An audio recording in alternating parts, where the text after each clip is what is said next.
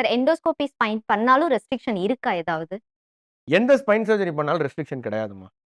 Okay. இத நான் ரொம்ப ஒரு பிளாங்கெட் ஸ்டேட்மெண்ட்டாவே குடுக்குறேன் நானு. பேஷண்ட் என்கிட்ட நெறைய பேர் கேட்டிருக்காங்க. சார் சர்ஜரி பண்ட்டேன். நீங்க எல்லா வேலையும் செய்யுன்னு சொல்ட்டீங்க. எங்க வீட்ட சுத்தி இருக்கிறவங்கலாம் வந்து என்ன வெயிட் தூக்கக்கூடாதுன்னு சொன்னாங்க. குனியக்கூடாதுன்னு சொல்ட்டாங்க. எனக்கு வலிக்குது அப்படின்னு சொல்றாங்க இல்லையா? அதுதான் பிரச்சனை.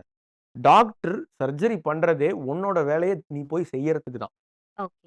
உன்ன செய்ய விடாம இருக்கிறதுக்கு நான் ஏன் உனக்கு சர்ஜரி பண்ணணும்? அதுதான் புரிஞ்சுக்க வேண்டிய விஷயம்.